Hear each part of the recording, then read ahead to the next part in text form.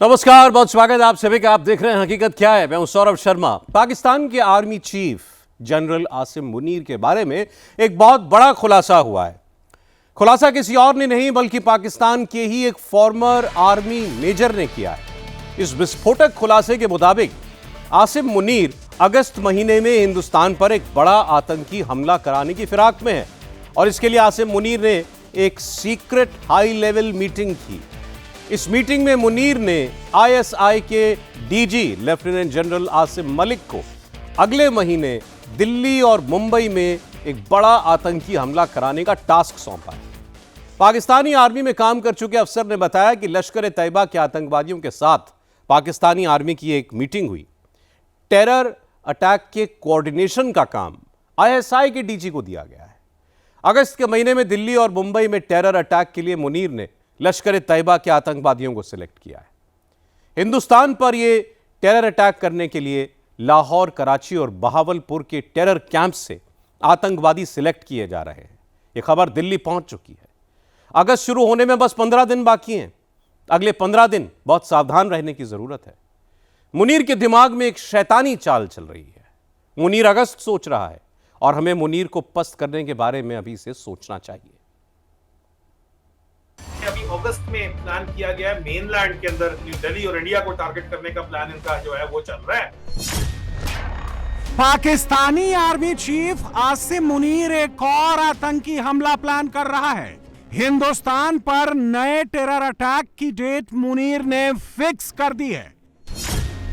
Pakistani field marshal general Asim Munir ने ISI के director general lieutenant general Asim Malik को नए टेरर अटैक का टास्क सौंपा है।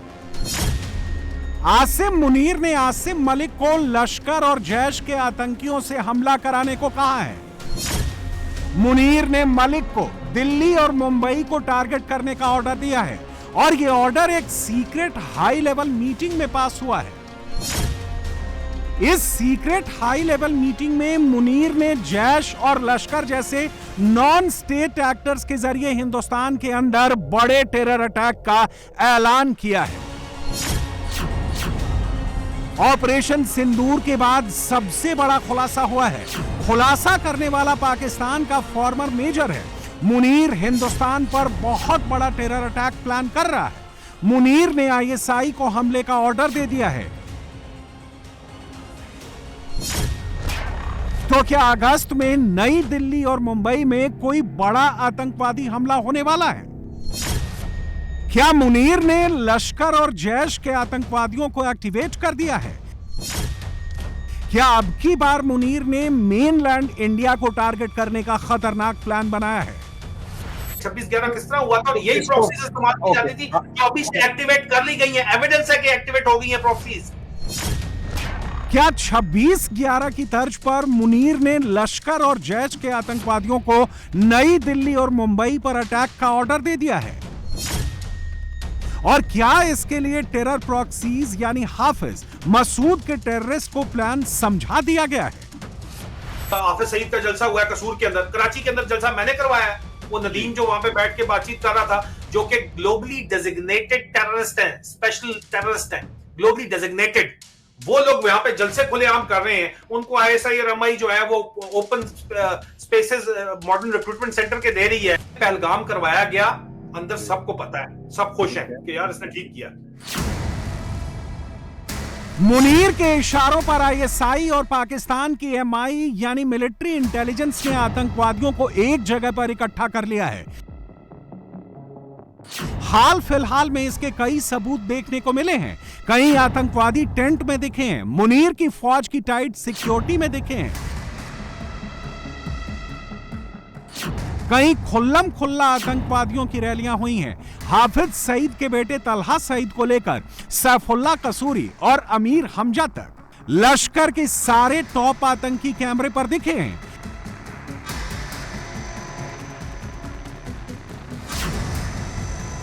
कहीं आतंकवादियों की ओपन बस परेड हुई है। बार बार मोदी का नाम लेकर भारत पर बड़े हमले की धमकी दी गई है।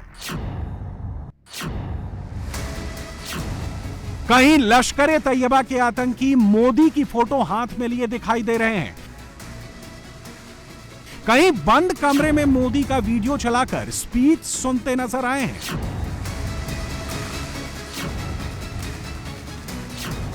जैश के हेडक्वार्टर बहावलपुर में भी आतंकवादियों की क्लोज डोर मीटिंग हुई है। वहां भी भारत पर हमले की बात कही गई है।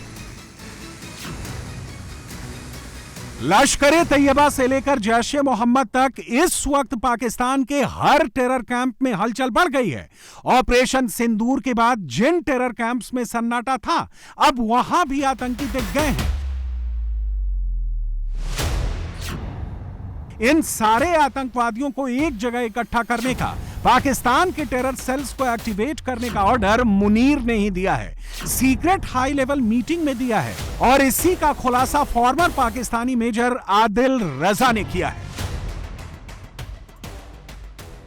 इस वक्त वन विंडो ऑपरेशन पाकिस्तान में आपको पता है कि वो अवेलेबल है आसिम मुनीर के जरिए या आसिम मलिक के जरिए, वो उसी को चलाना चाहते हैं।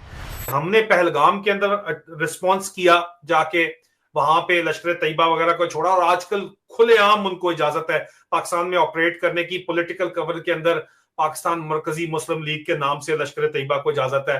पहले उन्होंने एमएमएल नाम की एक पार्टी बनाई थी, उनको इन्होंने एक्सेप्ट नहीं किया, लेकिन पीएमएमएल को इन्होंने एक्सेप्ट कर लिया, क्योंकि अब वही काम, और ये कोई नई चीज नहीं है सर। आपको भी पता है मुशर्रफ दौर से पहले टिट फॉर टैट रिस्पॉन्स होता था। अब जैसे वो करते थे, यहाँ से हम करते थे। हाँ, तो उसी में 26/11 वगैरह हुआ है, तो उसी चक्कर में उसी आइडियोलॉजी के तहत मुला मिलिट्री अलायंस को रिवाइव करके, लेकिन सर वो हालात अब रह नहीं गए। लेकिन आप उन्हीं हालात को दोबारा से रिवाइव करने के चक्कर में अभी अगस्त में मेरी इतलात ये है कि मुबैना तौर के ऊपर प्लान किया गया है मेनलैंड के अंदर, कश्मीर में नहीं, न्यू दिल्ली और इंडिया को टारगेट करने का प्लान इनका जो है वो चल रहा है। और अब हम प्लान हमने एक्सपोज कर दिया है, तो अभी पता नहीं उसको ऊपर नीचे करेंगे, लेकिन अंदर से प्रेशर बहुत ज्यादा है, क्योंकि ये जो बलूचिस्तान के रिस्पॉन्स में, माइंड यू, बलूचिस्तान के रिस्पॉन्स में ये करना चाह रहे हैं। जब ये हालात खराब रहेंगे तो फिर इंटरनेशनल प्लेयर्स को मैनिपुलेट करने के अंदर जो ग्लोबल पावर राइवलरी चल रही है इस वक्त, उसको मैनिपुलेट करने के थ्रू प्रॉक्सीज भी आप उसका भी फायदा उठा सकते हैं। और अगर अटैक इंडिया के अंदर भी होगा तो आप कहेंगे कि यार पाकिस्तान में तो ये चल रहा है मामला, इंसर्जेंट्स चल रहे हैं, अभी क्या कर सकते हैं हम, ये नॉन स्टेट एक्टर्स हैं, हम क्या करें, नॉन स्टेट एक्टर्स ये काम कर रहे हैं।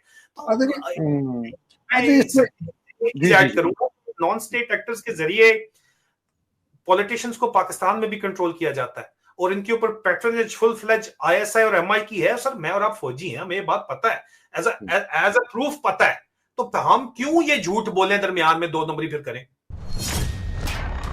आदिल रजा के विस्फोटक बयान के कुछ पॉइंट्स समझिए। नंबर 1, इसने पीएमएमएल का जिक्र किया। ये वही पीएमएमएल यानी पाकिस्तान मरकजी मुस्लिम लीग है जो लश्कर तैयबा का पॉलिटिकल विंग है। और नंबर 2, आदिल रजा ने पाकिस्तान में मौजूद नॉन स्टेट एक्टर्स का जिक्र किया है। नॉन स्टेट एक्टर्स यानी लश्कर और जैश जैसे आतंकी संगठन। लश्कर के पॉलिटिकल विंग पीएमएमएल की बात आगे करेंगे। पहले उन प्रॉक्सीज की बात करते हैं जिन्हें अगस्त के महीने में भारत पर हमले का टास्क मुनीर की ओर से सौंपा गया है। ये पाकिस्तान में पल रहे वही प्रॉक्सीज यानी नॉन स्टेट एक्टर्स हैं जिनका जिक्र प्रधानमंत्री मोदी कुछ दिनों पहले कर चुके हैं। और तब मोदी ने यह कहा था कि पाकिस्तान भारत के खिलाफ कोई प्रॉक्सी वार नहीं कर रहा, वो प्रॉक्सीज की आड़ में छिपकर सीधे सीधे हिंदुस्तान के खिलाफ युद्ध लड़ रहा है। पाकिस्तान समझ गया कि लड़ाई में वो भारत से जीत नहीं सकते हैं, और इसलिए उसने प्रॉक्सी वॉर चालू किया। सैन्य प्रशिक्षण होता है, सैन्य प्रशिक्षित आतंकवादी भारत भेजे जाते हैं, और निर्दोष निहत्थे लोग, कोई यात्रा करने गया है, कोई बस में जा रहा है,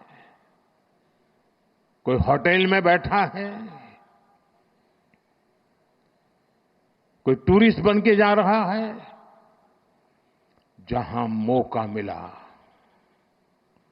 वे मारते रहे, मारते रहे, मारते रहे, और हम सहते रहे। आप मुझे बताइए, क्या ये अब सहना चाहिए? क्या गोली का जवाब गोले से देना चाहिए? ईंट का जवाब पत्थर से देना चाहिए? ये कांटे को जल मुठ से उखाड़ देना चाहिए। और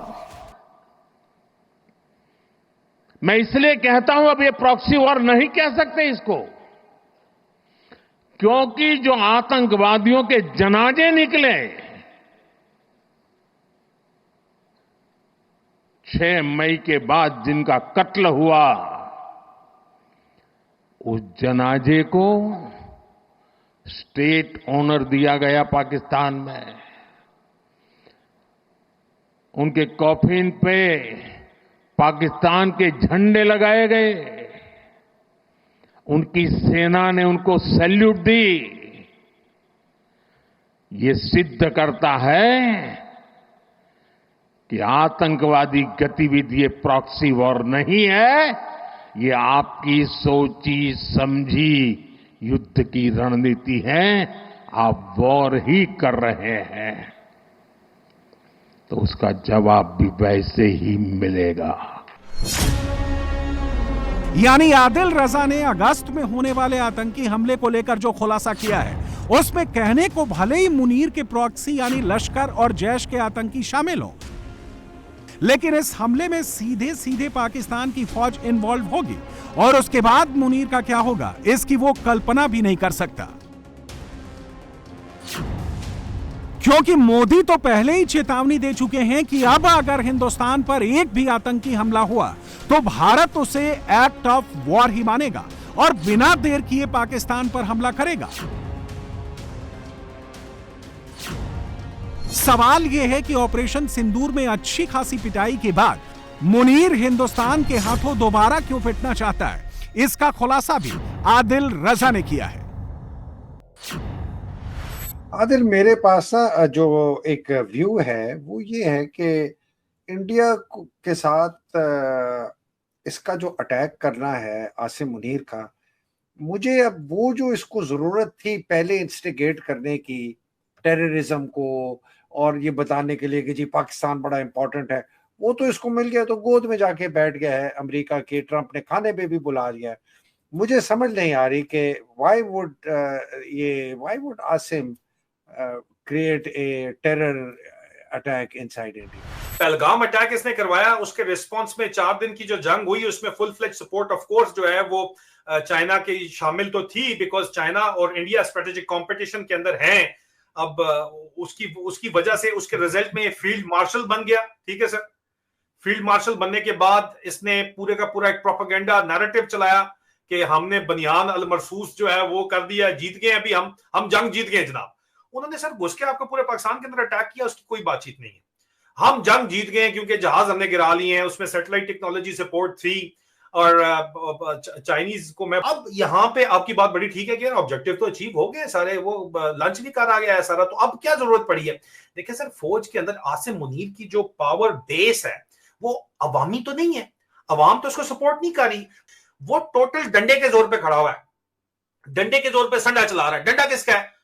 यंग ऑफिसर्स के पास है, पाकिस्तान आर्मी के ऑफिसर्स और जवानों के पास है, ये उसकी पावर बेस है। उसको ट्रंप ने थोड़ी बिठाया हुआ वहां के ऊपर, ट्रंप यूएस आर्मी वहां पे आके बैठी हुई है, उसकी सपोर्ट कर रही है। आदिल रजा की माने तो ऑपरेशन सिंदूर में मुंह की खाने के बाद मुनीर एक बार फिर पाकिस्तानी फौज में अपनी सुप्रीमेसी एस्टैब्लिश करना चाहता है। और ये नौबत क्यों आई, इसका खुलासा सर्वे एजेंसी गैलप पाकिस्तान के लेटेस्ट सर्वे में हुआ है।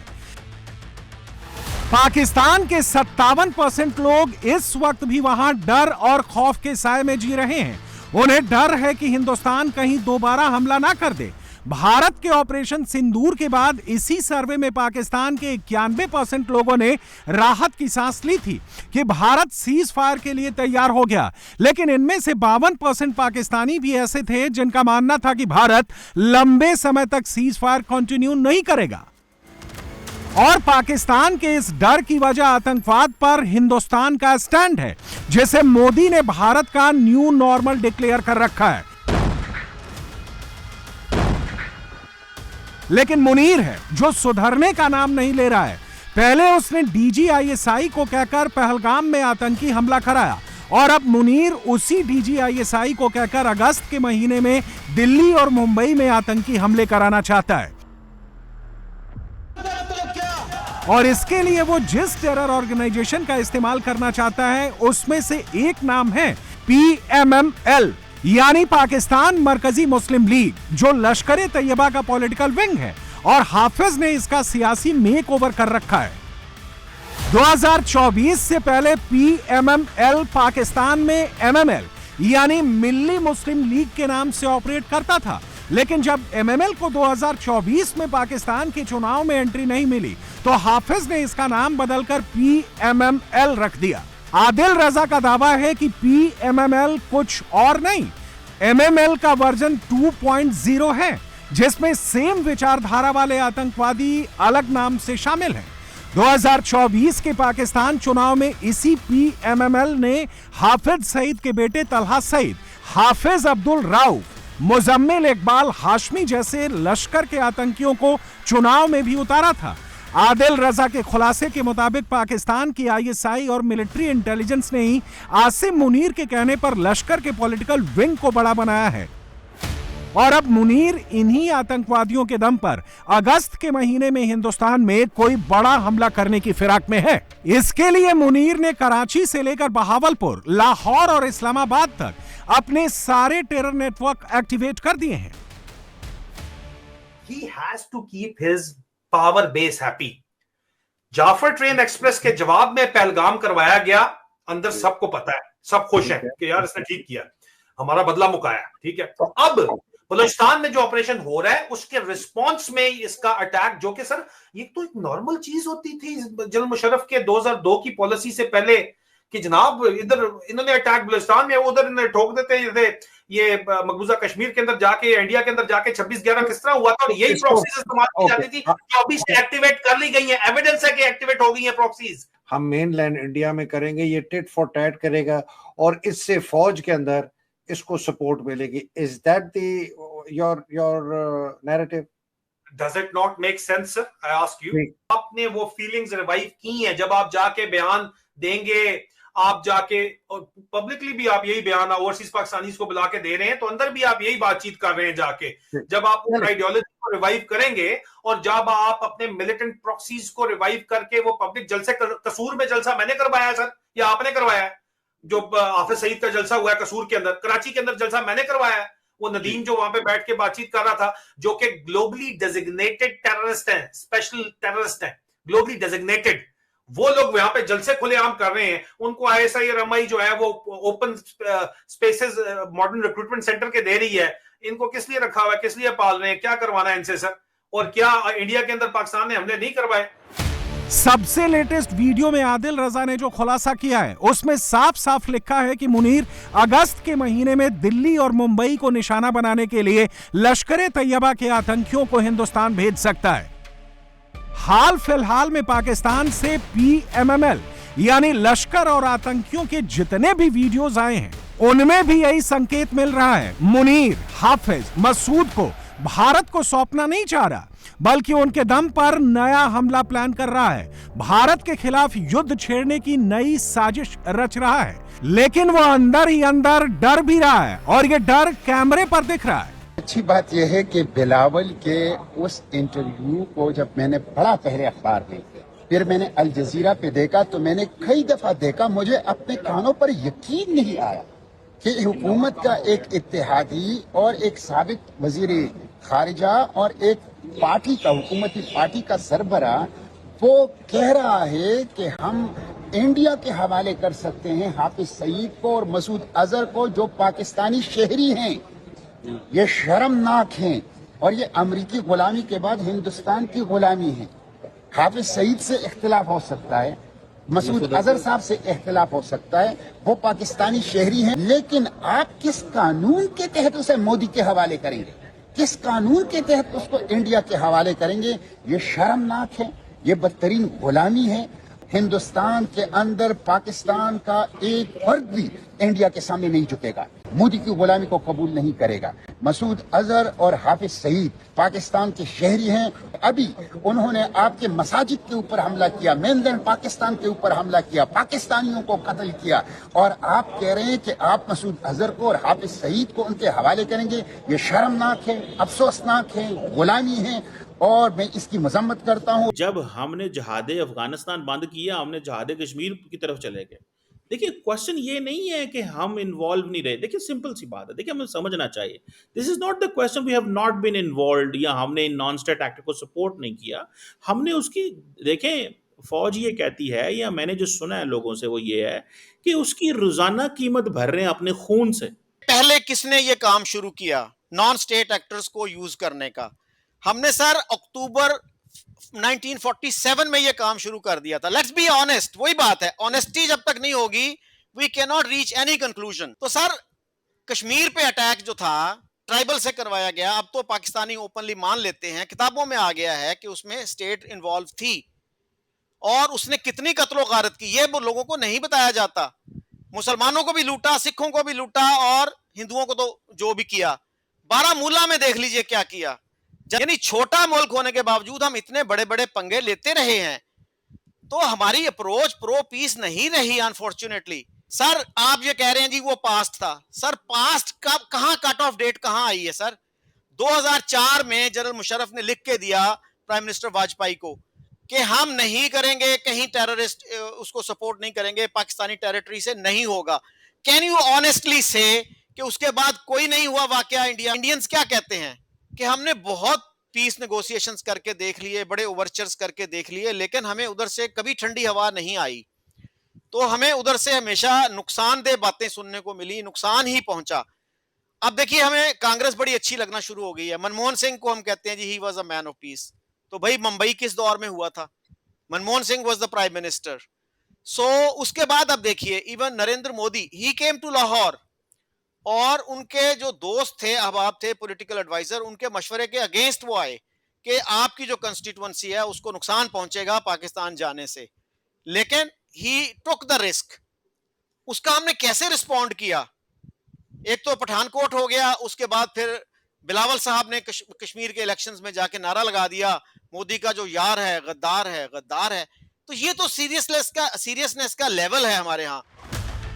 नरेंद्र मोदी मुनीर की रग रग से वाकिफ हैं। मुनीर क्या क्या प्लान कर रहा है, कौन सी साजिश रच रहा है, मोदी के पास एक एक डिटेल मौजूद है। और इस बार अगर मुनीर ने एक भी गलती की, हिंदुस्तान पर एक भी टेरर अटैक हुआ, तो वो पाकिस्तान को बहुत भारी भी पड़ेगा और मुनीर भी नहीं बचेगा। बाबा बागेश्वर का अगले 90 दिनों का कैलेंडर लॉन्च हो गया है और ये कैलेंडर बहुत इंटरेस्टिंग है। बाबा इस बीच लंदन जाएंगे, मथुरा जाएंगे, बाबा बिहार भी जाएंगे और 7 समंदर पार भी जाएंगे। बाबा प्रवचन भी करेंगे, बाबा भाषण भी करेंगे। बिहार के चुनाव को सबसे कांटे का मुकाबला कहा जा रहा है।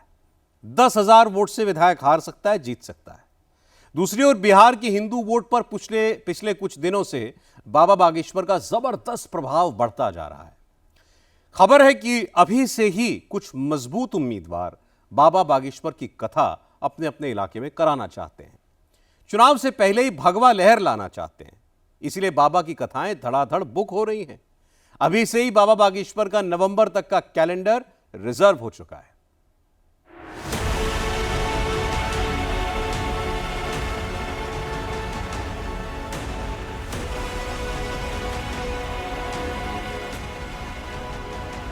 बाबा बागेश्वर ने इंडिया में हिंदू राष्ट्र का कैलेंडर सेट किया।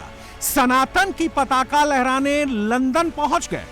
पहले धीरेन्द्र शास्त्री ऑस्ट्रेलिया गए, पिछले महीने न्यूजीलैंड में कथा सुनाई, 20 दिन पहले फिजी में हिंदुओं का समागम बुलाया। 3 जून से 25 जून तक 3 देशों में सनातन की पताका लहराई और अब बाबा लंदन निकल गए। 13 जुलाई को धीरेन्द्र शास्त्री ने यूपी के मथुरा में हिंदू राष्ट्र की हुंकार भरी।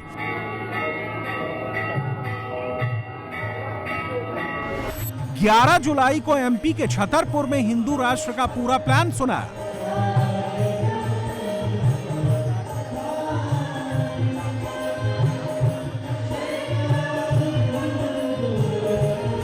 छह जुलाई को पटना में भगवाए हिंद का ऐलान किया। बाबा के दिमाग में क्या चल रहा है, यूपी बिहार से लेकर लंदन तक बाबा ने कौन सा कैलेंडर सेट किया है, सब बताएंगे। पहले धीरेन्द्र शास्त्री के विदेश दौरे के बारे में जान लीजिए। 22 जुलाई तक धीरेन्द्र शास्त्री लंदन में हनुमत कथा सुनाएंगे। 24 से 28 जुलाई तक ओमान में और 29 से 31 जुलाई तक दुबई में हिंदुओं को जोड़ेंगे। बाबा का कॉन्सेप्ट क्लियर है, भारत को हिंदू राष्ट्र बनाना है तो हर हिंदू को जोड़ना होगा। देश में ही नहीं, विदेश में भी रहने वाले हिंदू ऐड करने होंगे। इसलिए बाबा देश में भी हिंदुओं को जोड़ रहे हैं और विदेश में भी सनातन की ओर लोगों को मोड़ रहे हैं। ब्रिटेन में हिंदू आबादी 10 लाख है, ओमान में 2.75 लाख हिंदू रहते हैं, यूएई में हिंदू आबादी 7 लाख है। धीरेन्द्र शास्त्री की नजर दुनिया के किसी भी कोने में रहने वाले हर हिंदू पर है। धीरेन्द्र शास्त्री के हर टूर का मकसद एक ही है, हिंदू कहीं भी हो उसे घटने मत दो, बंटने मत दो। इंडिया में तो धीरेन्द्र शास्त्री की प्लानिंग इससे भी कहीं ज्यादा बड़ी है। हिंदुओं को कनेक्ट करने के लिए वो खुलकर मैदान में उतर चुके हैं। क्षेत्र को मांस मदिरा मुक्त बनाने के संकल्प को लेकर के हम श्री ठाकुर जी के दर्शन बांके बिहारी जी को करेंगे, भगवान सिद्धार्थ में हनुमान जी से और बांके बिहारी जी से, बागेश्वर बालाजी से करेंगे। आगामी 7 नवंबर से 16 नवंबर तक दिल्ली से वृंदावन तक की पदयात्रा है। भारत को हिंदू राष्ट्र बनाने के लिए 130 किलोमीटर की पदयात्रा दिल्ली से वृंदावन तक करेंगे। हम ठाकुर जी के चरणों में ध्वज चढ़ा करके ये प्रार्थना करेंगे कैसे भी करके भारत हिंदू राष्ट्र हो जाए और कृष्ण जन्मभूमि में ठाकुर जी का भव्य दिव्य नव्य मंदिर हो। लंदन जाने से पहले ही बाबा बागेश्वर ने हिंदू राष्ट्र का कैलेंडर सेट कर लिया है।